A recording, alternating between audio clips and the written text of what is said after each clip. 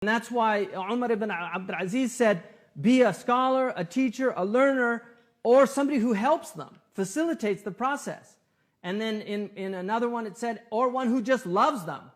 But don't be anybody else, because you'll perish.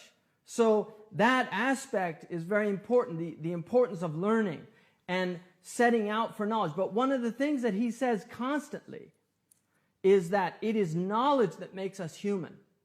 This is where the insaniya comes from, and he uses that word, insaniya. He says, without knowledge, we are like baha'im. We're like the beasts. It is knowledge that elevates us into the realm of insaniya. And then he mentions that the first step of learning is silence and listening, and then retention, and then practice, and then teaching. That you have to learn in a certain order.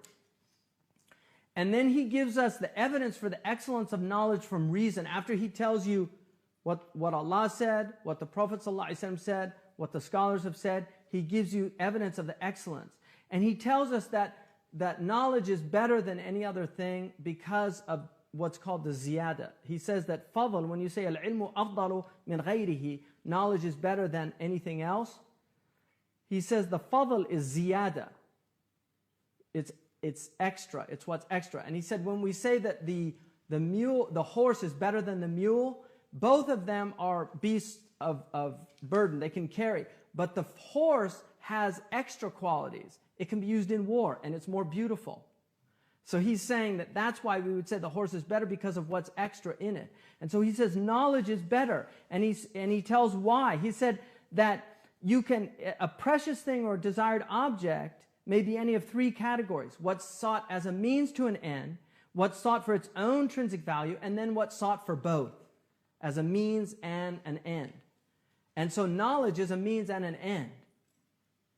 And there are aspects of knowledge that are clearly means, like the Arabic language is a means to understanding knowledge. And then he says that happiness in the hereafter and the ecstasy of witnessing the face of Allah subhanahu wa ta'ala are sought for their own intrinsic reason. That's their own intrinsic value. And that people are naturally disposed to honor their scholars. And then he goes on and talks, and this is one of the most interesting sections to me, is where he talks about the four sciences. And the first, there are four fundamental activities. He says if you look at the activities of the world, you have agriculture for raising foodstuffs, weaving or textiles for manufacturing clothes, architecture for erecting houses, and then politics for establishing human relationships and society. He says of these things, now if you ask what's the most important thing, a lot of people would say, oh, it's agriculture because we need food. He actually says the most important thing is politics from those. So that's the first category. The second category are auxiliary sciences.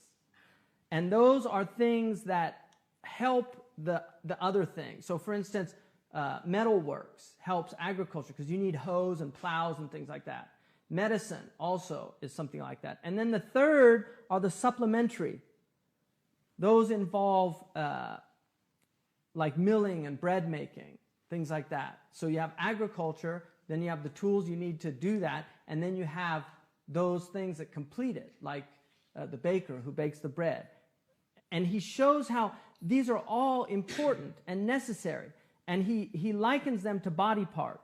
He says the fundamental ones are like the heart and the brain and the liver. And then the auxiliary ones are like the stomach. And Imam al-Ghazali loves metaphors. He uses them all throughout the book. He's constantly using metaphors to drive points home in very visual images.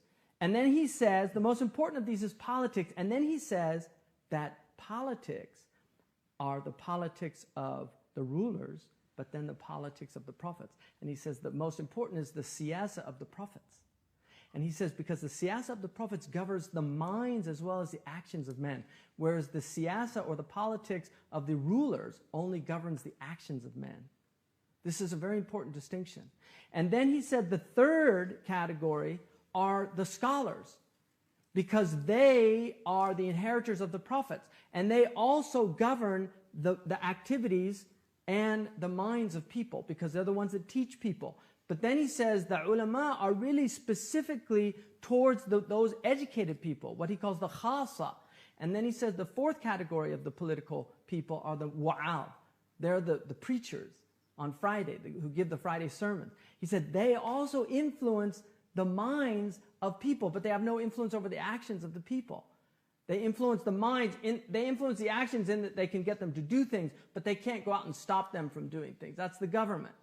And so he said that all of these have to be working with right knowledge, justice, equity, wisdom. And then he talks about the difference between the religious knowledges and then those knowledges that are useful for the worldly affairs. And then the next section, section 2, is what he says, those aspects of knowledge that are deemed fard ayn. And this is important also because what he says is that when the Prophet ﷺ is saying seek knowledge, it's an obligation on every Muslim, seek knowledge even to China, he says this has been turned into, by the formalists, into all this outward stuff. And he said, I'm not denying the importance of that. And he will reiterate that. He said, don't misunderstand me. I'm not denigrating these other knowledges. But what I'm saying is you have forgotten what this affair is really about. This is about akhirah. And that is why you have made these things into something they are not.